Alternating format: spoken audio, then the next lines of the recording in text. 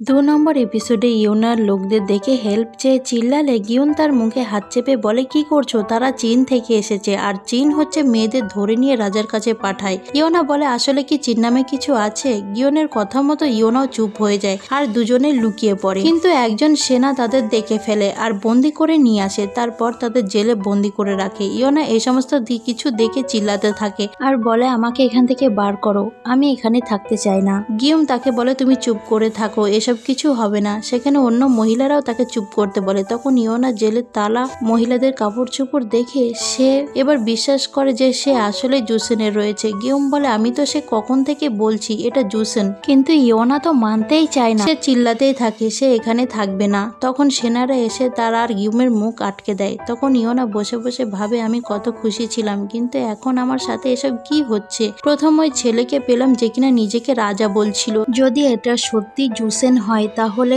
ওই ছেলে সত্যি রাজা, তাকে আমি থাপ্পড়ও দিয়েছি আর তার সামনে বসে জুসেনের রাজার সম্পর্কে কত কিছু খারাপ বলেছি, তার নামে বদনাম করেছি, এখন আমার কি হবে। তখন তাদের সবাইকে বাইরে নিয়ে আসা হয়। ইয়োনা বলে এখন কি করবে? গিয়ম বলে মেয়েদের দুই ভাগ করবে, এক ভাগ রাজার কাছে যাবে আর এক ভাগ কি করবে জানি না। গভর্নরের ছেলে বলে তোমার বয়স কত? ইয়োনা বলে 27। তখন তাকে বয়স্ক গ্রুপে দেয় আর বলে তোমার বয়স হয়ে গেছে, রাজার কাছে গিয়ে কোনো কাজ নেই। গিয়মও তখন বয়স্ক হওয়ার ভান ধরে যে তার বয়স 28, তাকেও ইয়োনার গ্রুপে দেওয়া হয়। তারপর বলা হয় প্রথম গ্রুপের মেয়েরা সেজেগুজে থাকো, কিছুক্ষণ পর জিয়ং এর ইন্সপেক্টর আসবে, সে বাছাই করে রাজার জন্য মেয়ে নিয়ে যাবে, আর দ্বিতীয় গ্রুপ রান্না করে রান্নায় সাহায্য করবে। এদিকে লিহান তার সেনাদের নিয়ে সেই নদীর ধরে ইয়োনাকে খুঁজতে এসেছে। সেই ইয়োনাকে তো পায়নি, কিন্তু ইয়োনার মাথার রাবার প্যান্ট পেয়েছে। তারা তাদের পায়ের ছাপ পায়। তখন এক সেনা বলে তাদের নিশ্চয় জিয়ং এর জন্য গভর্নমেন্টে নিয়ে যাওয়া হয়েছে। লিহান হেসে বলে ঠিক আছে, তাহলে আমি সেখানেই যাব। এদিকে ইয়োনা রান্নাঘরে এসে দেখে সবাই যার যার ইচ্ছা মতো রান্না করছে। ইয়োনা জানতে চায় কার জন্য রান্না করছে। মহিলা বলছে সে জানে না, সে শুধুমাত্র আদেশ রক্ষা করছে। সে খেয়াল করে দেখে এখানে রান্না করার মতো তেমন কিছুই নেই। তখন সেখানে এক লোক এসে সবাইকে বলে সবাই ভালো করে রান্না করো, এখানে দুজন সম্ভ্রান্ত লোক আসবে, তাদের যদি খাবার পছন্দ না হয় তখন কিন্তু শাস্তি পাবে। তখন ইয়োনা বলে তাদের বয়স কেমন, কি খেতে ভালোবাসে, কিন্তু লোকটা বলে আমি এই সমস্ত কিছুই জানি না। তখন সেখানে উল্ফ আসে আর বলে কি হয়েছে। ইয়োনা বলে আমি একজন রাঁধুনি, আমরা যাদের জন্য খাবার বানাবো তাদের পছন্দ কিছুই জানি না, আর এখানে রান্নার কোনো কিছুই নেই। সবাই কে ভয় পেলেও বলে হ্যাঁ সবকিছুই এনে দেবো, কিন্তু খাবার ভালো না হলে তোমার জীবন যেতে পারে। ইয়োনা তখন বলে আমারও শর্ত আছে, যদি খাবার পছন্দ হয় তাহলে আমাদের সবাইকে মুক্ত করে দিতে হবে। এতে রাজি হয়ে যায়। এতে ইয়োনাকে বলে আজকে যারা আসবে তারা মহল থেকে, তারা চিয়াং এর লোক, হং আর তার ছেলে সঞ্জয়। তারা দুজনে খুবই কঠোর মানুষ, তারা রান্নায় ভুল ধরে। সঞ্জয় মজাদার খাবারে ইচ্ছে করে চুল রেখে সবাইকে অপমান করে খাবার ফেলে দেয়। তারপর ইয়োনা ভেতরে গিয়ে সবাইকে জানায় রান্না ভালো হলে তারা মুক্তি পেতে পারবে। এটা শুনে সবাই খুশি হয়, তাদের কাছে যা ছিল তা দিয়ে ভালো কিছু বানানো যেত না। তখন ইয়োনা পাশে মাছ দেখতে পায়। গিয়ম বলে সে এটা গন্ধ শুকেই খুঁজে পেয়েছে। আসলে গিয়ম সবকিছুর গন্ধ শুকেই খুঁজে পেয়ে যায়। ইয়োনা তার নাকের অনেক প্রশংসা করে। এদিকে ইয়নকে তার কাজের লোক বলে এই মেয়ে কি ভালো খাবার বানাতে পারবে? বলে জানি না, কিন্তু এই মেয়ে খাবারকে ভালোবাসে। সে লোকটার কাছে মিহংয়ের ব্যাপারে জানতে চায়। লোকটা বলে মিহং রাতের আধারে পালিয়ে গেছে, আপনাকে বলে যেতে পারিনি। বলে মিহং আমার জন্য মরে গিয়েছে।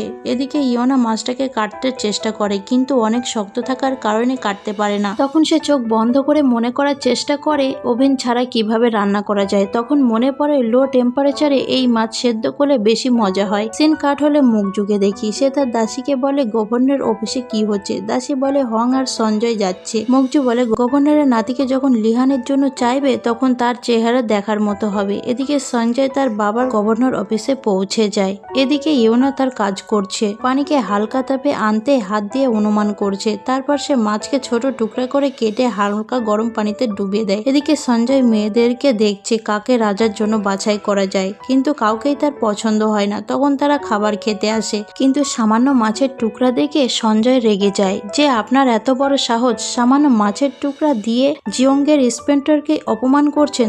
তখন ক্ষমা চায় যে আসলে আমাদের পূর্ব রাঁধুনি চলে গিয়েছে, নতুন রাঁধুনি তেমন কিছুই জানে না, তাই সে ভুল করেছে। সঞ্জয় মানে না। সঞ্জয় বলে যে রান্না করেছে তাদেরকে নিয়ে আসো, জিয়ংয়ের ইন্সপেক্টরকে অপমান করেছে তাদের শাস্তি পেতে হবে। তখন তার লোককে বলে রাঁধুনিদের নিয়ে আসতে। এদিকে সবাই অনেক খুশি ছিল যে আজকে ছাড়া পাবে, কিন্তু তখনই সবাইকে ধরে নিয়ে আসা হয়। ইওনা বুঝতে পারে না কি হচ্ছে, সে লক্ষ্য করে দেখে তাদের খাবার ছুঁয়েও দেখেনি। সঞ্জয় বলে তোমার এত বড় সাহস, আমাদের জন্য শুধুমাত্র মাছ কেটে নিয়ে এসেছো। ইওনা বলে একবার খেয়ে তো দেখুন কেমন হয়েছে। সঞ্জয় বলে এত বড় সাহস, মুখে মুখে তর্ক করো। ইওনা তখন ভাবে যে ফিরে যাওয়ার তো কোনো রাস্তাই পাচ্ছি না, তাই এখানেই অবস্থা ঠিক করে রাখি, আর এই খাবার গরম থাকতেই খেতে হয়। তাই সে মিনতি করে বলে হুজুর আগে খেয়ে নিন। সঞ্জয় বলে খাবার যদি ভালো না হয় তাহলে তোমার জানও যেতে পারে, তুমি কি রাজি? ইওনা বলে যে হ্যাঁ আমি রাজি। তখন সঞ্জয় গভর্নরকে বলে তুমি আমার জন্য কিছুই করতে পারোনি, আমি তোমার জন্য একটা উপহার নিয়ে এসেছি। তখন তারা মিহংকে নিয়ে আসে। মেয়েকে দেখে বুকে জড়িয়ে নেয় আর গভর্নর রেগে যায়। সঞ্জয় তার চিয়ং অ্যাসিং সিল দেখে বলে তুমি কিছুই করতে পারবে না, এটা আমার আদেশ। সে বলে যদি এই মেয়ের কথা মতো এই খাবার মজাদার হয় তাহলে আমি তোমার মেয়েকে নেব না, আর যদি মজা না হয় তাহলে আমার সাথে রাজার জন্য তাকে নিয়ে যাব। এই খাবারের উপর সবকিছু নির্ভর করছে। তারপর তারা বাপ ছেলে মিলে এই খাবার মুখে দেয়, আর খাবারটা এতটাই মজাদার ছিল যে তারা দুজনেই হারিয়ে যায়। কিন্তু তাও সঞ্জয় মিথ্যা করে বলে যে এই খাবার মজা হয়নি। এটা শুনে ইওনা বুঝে যায় যে এই লোক মিথ্যা কথা বলছে। তখন গভর্নর নিজেই খাবারটা খায় আর বলে তুমি মিথ্যা কথা বলছো, এই খাবার অনেক মজা হয়েছে, আমি আমার সারা জীবনে এত মজার খাবার খাইনি, তুমি আমার মেয়েকে নিয়ে যেতে চাও তাই মিথ্যা বলছো। সে সঞ্জয়কে মারতে আসে, তাকে আটকায় আর বলে এই মেয়েকে শাস্তি দেয়া হোক। সঞ্জয় বলে যে হ্যাঁ তাকে মেরে ফেলো। ইওনা তো ঘাবড়ে যায় যে 2025 সাল থেকে এসে এই জুসেনে এসে সে মারা যাবে। তখন তাকে মারতে নিয়ে যাওয়া হয়, আর তখনই সেখানে লিহান চলে আসে। তার হুঙ্কার সবাই থেমে যায়, আর রাজা আসাতে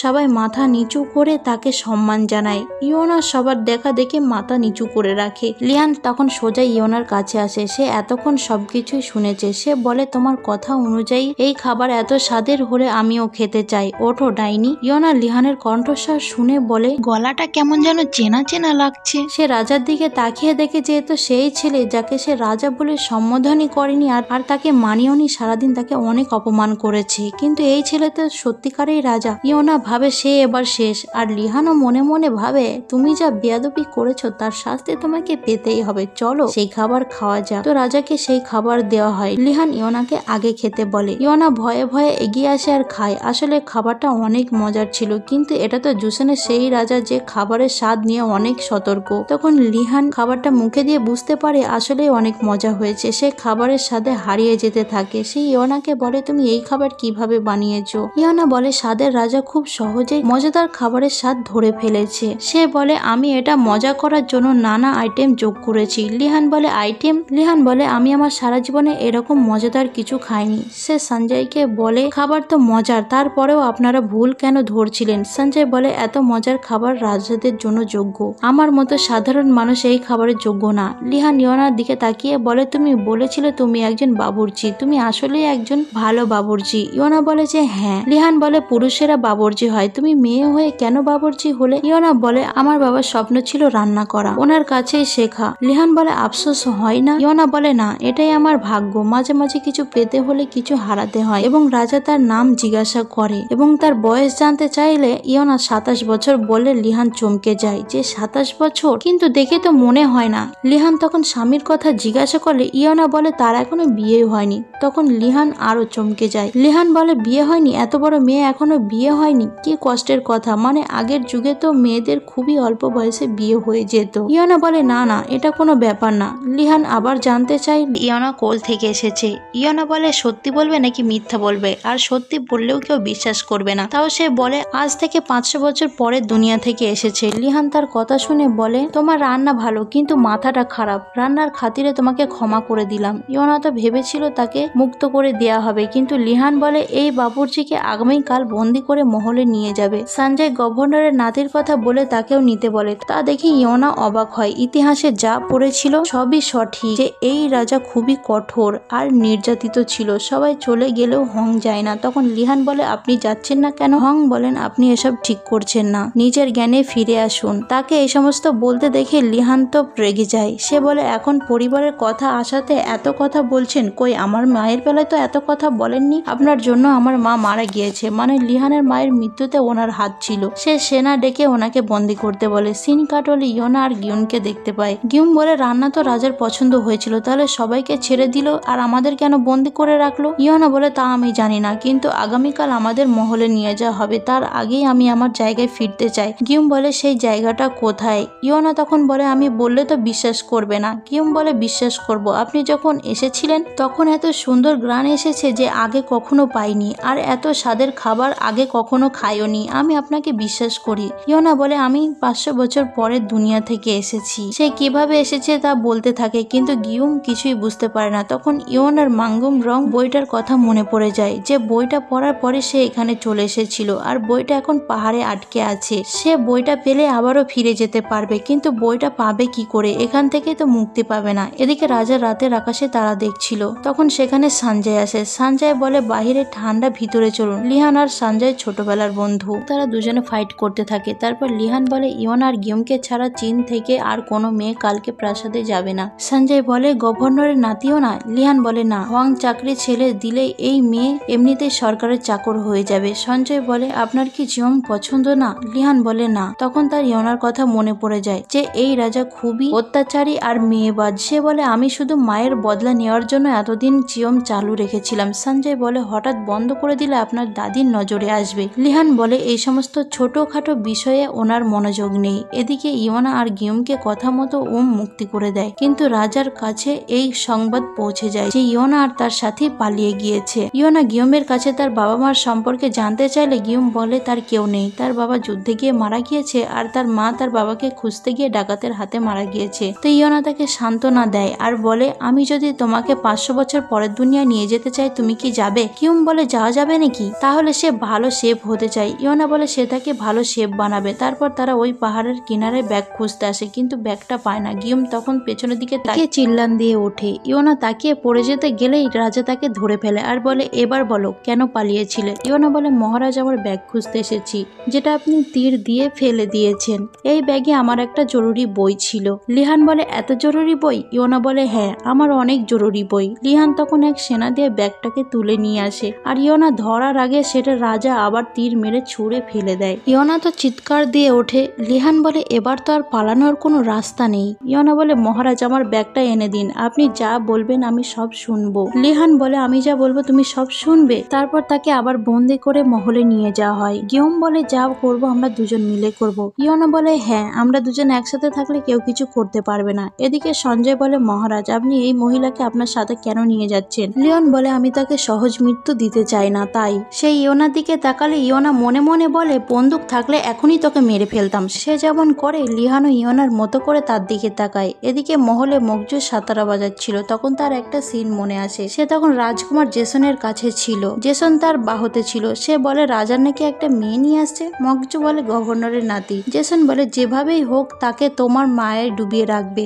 আগের মতো যেন মন্ত্রদের শত্রু ভাবে আর মায়ের প্রতিশোধের পেছনে ছুটে যায়, আর যে আসুক সেই মরবে। মকজু তার দাসীকে ডেকে বলে রাজা কখন আসবে আর সাথে কে আসছে। সেও বলে গভর্নরের নাতি, সে অনেক সুন্দরী। মকজু বলে আমার কাছে এসব কেউ পাত্তা পাবে না, এসব মেয়েকে এক ঝটকায় পিষে ফেলবো। এদিকে ইয়োনা আসার সময় কয়েকটা বাচ্চা তার উপর পাথর ছুঁড়তে থাকে। বাচ্চাদের পিছনে আবার সেনা ছুটে যায়। লিহান বলে তারা আমার জিনিসে হাত দিয়েছে, শাস্তি তো পেতেই হবে। ইয়োনা বলে আপনার জিনিস কি? আমি প্রথমে ডাইনি ছিলাম, এখন আপনার জিনিস? লিহান বলে হ্যাঁ, তুমি এখন আমার জিনিস। আমার কথা ছাড়া তুমি এখন কিছুই করতে পারবে না, তোমাকে মহলে একটা জায়গা করে নিতে হবে। প্রথমে বোবা বদি থাকলে পরে ভালো একটা জায়গা পাবে। এটা বলে তারা মহলে প্রবেশ করে। মহলে যেতেই মকজু রাজাকে জড়িয়ে ধরে আর আহ্লাদে কথা বলতে থাকে। রাজা তাকে টেনে ইয়োনার কাছে নিয়ে আসে আর বলে এই এক ডাইনি। মকজু বলে সে কি অপরাধ করেছে? লিহান বলে করেছে, কিন্তু শাস্তি ভিন্ন হবে, তাকে আমি অনেক শাস্তি দেব। মকজু বলে আমি আসার পর এই প্রথম